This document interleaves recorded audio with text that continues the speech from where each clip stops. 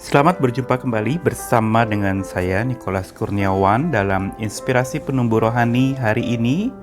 Saya ingin mengajak kita merenungkan satu kisah di dalam kitab suci yang berbicara tentang Tuhan sebagai nakoda hidup kita. Ada banyak peristiwa di dalam kitab suci yang berbicara tentang bagaimana badai kehidupan itu melanda iman seseorang, menguji bahkan di tengah-tengah badai yang datang, itu menjadi godaan yang besar sekali untuk iman seseorang menjadi runtuh atau jatuh. Dan ini berkaitan juga bicara soal iman itu, bicara soal penempatan Tuhan di dalam hidup kita. Apakah sungguh dia menjadi yang terutama atau tidak?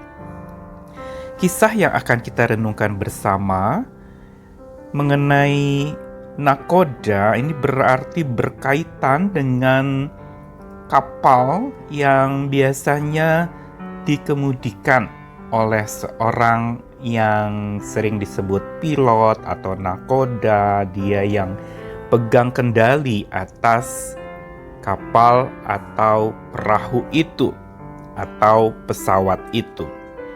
Nah, pertanyaan yang penting buat setiap kita adalah siapa atau apa yang jadi nakoda kehidupan kita? Kenapa hal ini ditanyakan? Karena siapa atau apa yang jadi nakoda hidup kita itu menentukan sikap kita di dalam menjalani hidup ini. Nakoda adalah satu istilah yang biasa digunakan dengan kata lain kapten atau pilot. Dia adalah pengendara, dia seorang pengendali, dia juga penggerak, dia pendorong, dia penyemangat, dan dia juga adalah penguat. Kalau kita mau rangkumkan, sebenarnya nakoda bagi sebuah kapal itu adalah seperti nafas yang membuat kapal itu hidup. Tanpa ada nakoda, itu kapal tidak akan berjalan. Sama juga kehidupan kita, tanpa nafas, maka kita mati. Kita tidak bisa menjalankan hidup ini. Nakoda itu juga seperti seorang komandan. Dia yang mengatur, dia yang mengarahkan, dia yang pegang kendali atas kemudi dari kehidupan kita. Seperti kapal juga, nakoda itulah yang menjadi penentu arah. Dia komandan dan memberikan perintah. Kita mau jalan kemana, ke arah mana, ini komandan. Dan nakoda itu adalah komandan. Dan nakoda juga adalah sosok yang berdaulat di dalam sebuah kapal. Dia yang ambil keputusan. Dia yang punya otoritas penuh dan utama di kapal itu. Nah, pertanyaan buat setiap kita, apa atau siapa nakoda hidup kita? Seperti yang tadi saya katakan, apa atau siapa nakoda hidup kita menentukan bagaimana kita menjalankan kehidupan kita. Kalau nakoda hidup kita itu adalah harta, ketika harta itu tidak ada, kita akan stres setengah mati. Kita bisa marah, kecewa, bahkan bisa depresi karena kehilangan harta. Atau bila nakoda hidup kita itu kita terlalu melekat kepada satu sosok, yaitu mungkin atasan kita, mungkin satu pribadi yang sangat kita gantungkan hidup kita kepadanya, seolah-olah nasib kita ada di tangannya, maka ketika dia tidak ada, kita pun akan akhirnya seperti anak ayam kehilangan induk. Nah, pertanyaan ini adalah pertanyaan yang kita perlu tanyakan kepada diri kita tentang nakoda hidup kita. Peristiwa di dalam kitab suci Matius 14 ayat 22-33 ini adalah sebuah kisah yang unik di mana ada peristiwa mujizat di mana Yesus berjalan di atas air. Dan ini bukan satu kisah mitos atau isapan jempol belaka, tetapi satu kisah nyata yang terjadi pada zaman di mana Yesus hidup melayani bersama dengan para muridnya. Di dalam bacaan Matius 14 ayat 22-24, ini bagian awal dari peristiwa itu, yaitu sesudah Yesus segera memerintahkan murid-muridnya naik ke perahu dan mendahuluinya ke seberang, sementara itu ia menyuruh orang banyak pulang. Dan setelah orang banyak itu pulang, maka Yesus naik ke atas bukit berdoa seorang diri. Ketika hari sudah malam, ia sendirian di situ. Perahu murid-muridnya sudah beberapa mil jauhnya dari pantai dan diombang-ambingkan gelombang karena angin sakal. Di dalam bagian awal ini, sebelum Yesus berjalan di atas air, ada satu pesan yang penting di mana di sini Tuhan adalah sosok yang memerintah, dia pegang otoritas. Lihat di sini ya, ketika murid-murid belum bersama dengan Yesus di perahu, Yesus memerintahkan mereka untuk pergi dulu naik perahu. Dan di sini kita lihat bagaimana Tuhan memerintah, pemegang otoritas. Dia komandan utama. Jadi dia belum ada di kapal, dia sudah jadi nakoda utama dari kehidupan para murid. Lalu kemudian di dalam ayat 23 di situ Yesus naik ke atas bukit dan murid-muridnya berjalan sendiri di perahu itu menuju ke tengah danau yang ada. Dan apa yang Yesus lakukan? Tuhan membangun relasi. Dia punya pribadi yang memang relasional, sehingga kekuatan dia adalah dari relasi dengan Bapanya. Relasi dengan Allah Bapa yang justru menjadi andalannya, kekuatannya, supaya dia bisa berelasi dengan sesama manusia yang lain. Dan kita lihat bagaimana Yesus itu naik ke atas bukit berdoa seorang diri. Tapi lalu kemudian di dalam ayat 24 kita lihat bagaimana terjadi peristiwa angin sakal, gelombang yang besar yang melanda perahu di mana murid-murid berada. Dan ini adalah sebuah kenyataan hidup. Tuhan seringkali memakai bencana untuk menyatakan satu rencananya buat anak-anaknya, buat umatnya, buat orang yang dia kasihi. Dan kenyataan gelombang pergumulan hidup inilah yang seringkali menjadi godaan manusia di dalam imannya, sering goyah, sering bertanya, kecewa, dan lalu kemudian mempertanyakan Tuhan. Lalu kita lanjutkan bacaan ini dari ayat 25 sampai 27 di Matius 14. Kira-kira jam 3 malam datanglah Yesus kepada mereka berjalan di atas air. Inilah dia peristiwa Yesus berjalan di atas airnya terjadi, yang menegaskan tentang kemahakuasaan Tuhan. Kembali otoritasnya muncul. Dia sebagai nakoda kehidupan, bukan saja nakoda kapal yang ditumpangi oleh para murid, tapi dia juga berjalan di atas air, menunjukkan dia punya otoritas bukan saja kepada murid-muridnya memberi instruksi, tapi dia juga punya otoritas atas alam semesta. Ya, dia jalan di atas air berarti dia melawan hukum gravitasi, dia bahkan melampaui hukum alam, karena dia pencipta dan penguasa alam. Kita lihat bagaimana mujizat-mujizat di dalam Injil Matius itu semua bicara tentang kemahakuasaan Tuhan. Dia menyembuhkan penyakit, dia maha kuasa atas segala penyakit. Dia menyembuhkan orang-orang yang buta, mencelikan mata orang yang buta. Dia penguasa dalam hal itu. Lalu ayat 26 itu ketika murid-muridnya melihat Yesus berjalan di atas air, mereka terkejut dan mengatakan, itu hantu. Nah, ini adalah satu kenyataan hidup yang seringkali kita juga hadapi, yaitu bahwa sang nakoda, yaitu Tuhan, itu sering justru dianggap bukan nakoda, tapi sebagai penggoda. Dia harusnya dipuja, dihormati, menerima honor, ya, menerima kehormatan, honor, tetapi dianggap sebagai penyebar horor. Kita takuti dia secara keliru, dan kita tempatkan dia secara salah, ya, seolah-olah dia hanya sesuatu yang mengerikan atau sesuatu yang membuat kita risau. Tapi kita tidak melihat kilau kuasanya.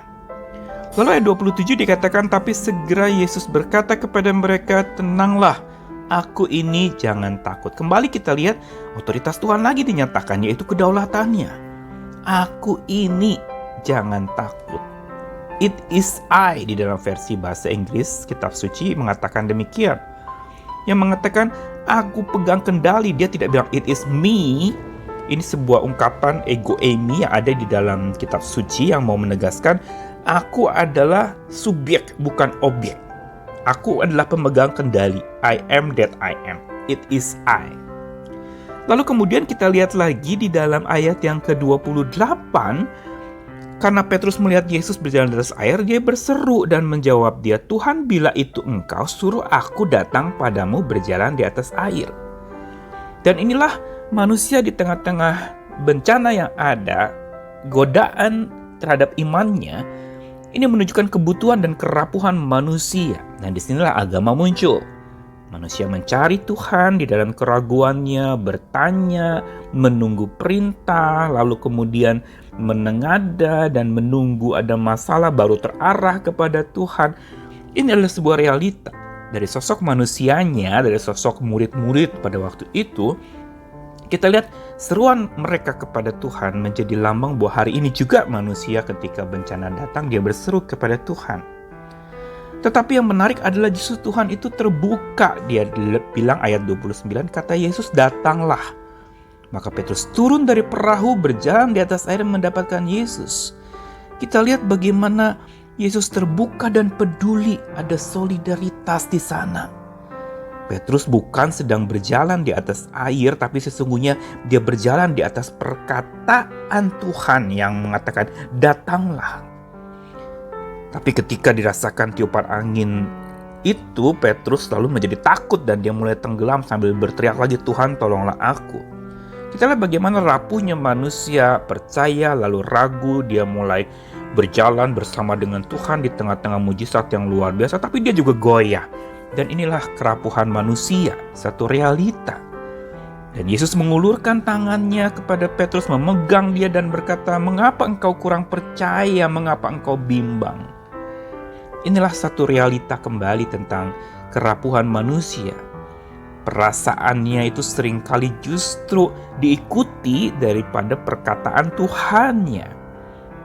Tapi Tuhan meresponinya dengan menegur kembali dan menguatkan, "Ayo, mengapa engkau tidak percaya?" Kita lihat bagaimana Petrus yang bukan berjalan sekedar di atas air, tapi dia berjalan di atas perkataan Tuhan yang memanggil dia. "Come, ayo datang." Dan kisah ini ditutup dengan lalu kemudian mereka naik ke perahu, Yesus dan Petrus, dan angin pun reda, dan orang yang ada di perahu itu menyembah Yesus. Katanya, "Sesungguhnya engkau anak Allah." Kita lihat di sini bagaimana Tuhan sebagai nakoda, dia memang tidak pegang kemudi kapal itu, atau dia tidak mengayuh dayung pada waktu itu.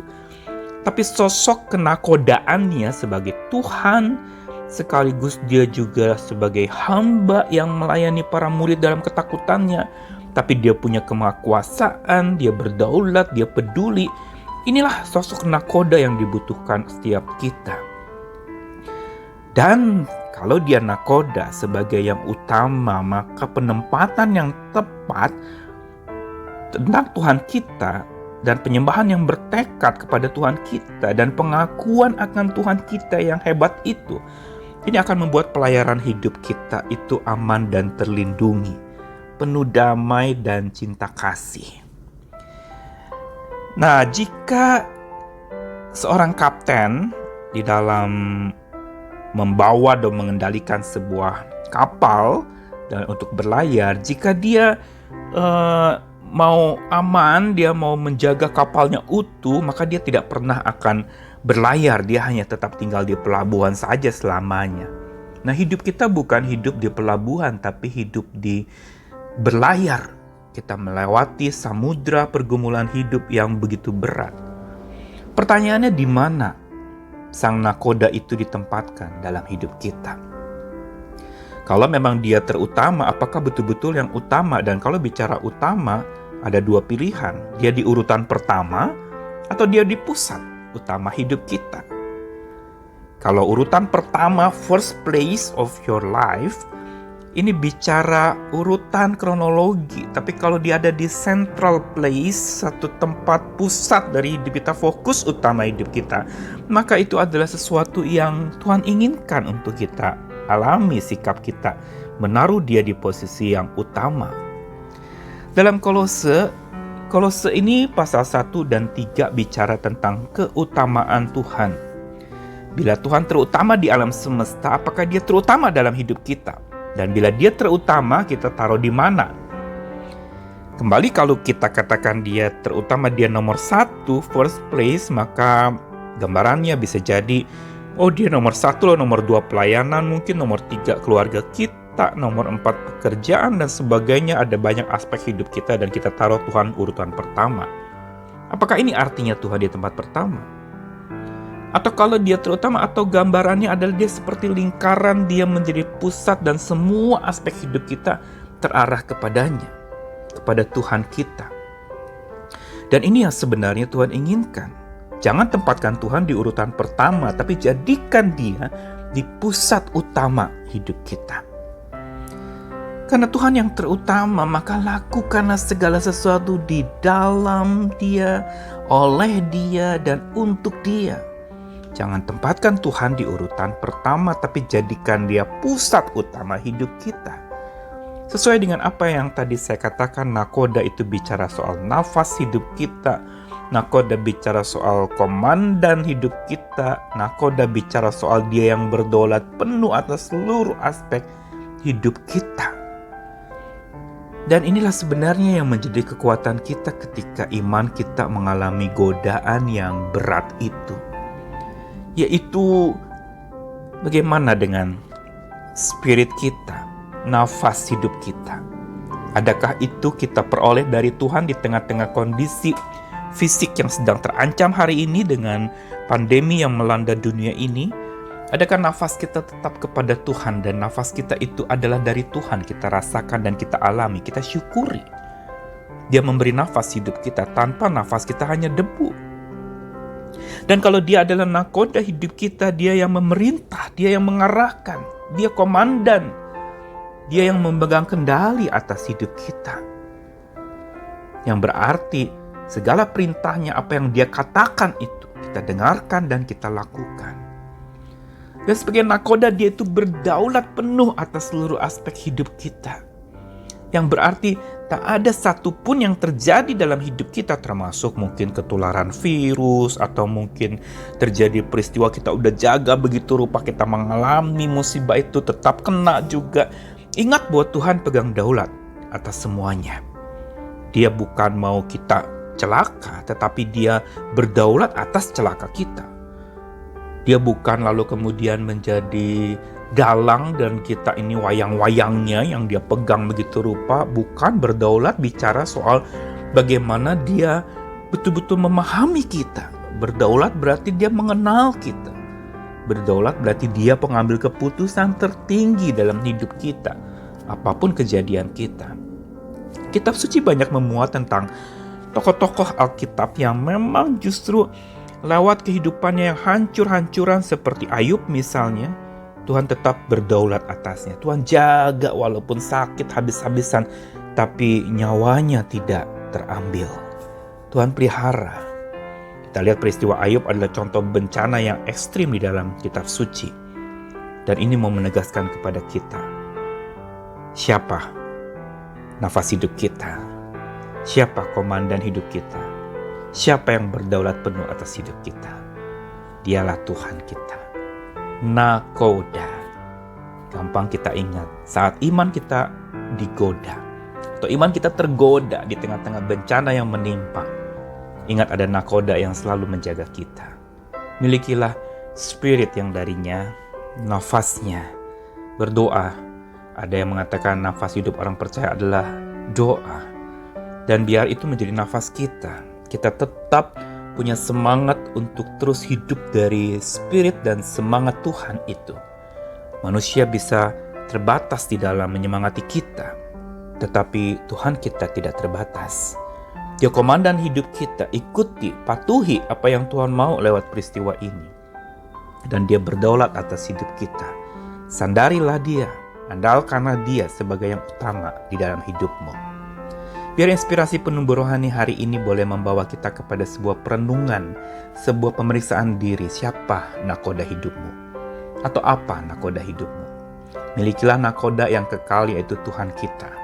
Dia yang akan mampu di tengah-tengah imanmu yang tergoda oleh berbagai macam peristiwa yang mau menjatuhkan semangatmu, menjatuhkan pengharapan dan kasihmu. Hari ini sandarilah sang nakoda hidup itu. Dia selalu tersedia untukmu. pertanyaannya, apakah sungguh kita mau mempercayakan hidup kita seutuhnya, sepenuhnya kepadanya? Will you trust in Him completely? Apakah engkau mau percaya selalu kepadanya? Bersandarlah hari ini, bukan saja pada masa-masa bencana ini, tapi setiap saat. Kondisi dunia sedang kacau balau, tetapi Tuhan selalu menanti kita untuk percaya kepadanya. Iman mengalami godaan, iman mengalami ujian, tapi iman itu akan menjadi makin kuat ketika kita bersandar kepada Sang Nakoda hidup kita. Dialah kekuatan kita. Mari kita terus berjalan, jadikan Dia sebagai yang utama, fokus utama dalam hidupmu, karena bersama Sang Nakoda, saat iman kita tergoda, kita akan mengalami sebuah kekuatan karena tanda cintanya selalu beserta buat kita. Dia tidak pernah melepaskan kita. Dia selalu menjaga dan memelihara hidup kita. Berserahlah kepadanya. Hari ini bagi ada yang bergumul dengan berbagai macam masalah berat, imanmu mungkin sedang goyah, sedang tergoda untuk tidak percaya, sedang tergoda untuk lalu kemudian marah-marah atau jatuh di dalam berbagai macam emosi yang meledak-ledak, atau berbagai macam godaan-godaan karena bencana yang menimpa hari ini. Ingat, Sang Nakoda mengawasimu. Dia di tengah badai yang keras, Dia sedang memegang kita. Dia sedang menggendong kita. Dia ada di perahu kehidupan kita, di biduk kehidupan kita. Dia tidak tertidur. Dia senantiasa menjaga kita. Hanya seringkali kita abaikan Dia. Dia sesungguhnya menemani kita. Berserahlah penuh kepadanya. Jangan takut. Tuhan selalu beserta dengan kita. Selamat lagi hidup bersandar kepadanya. Amin.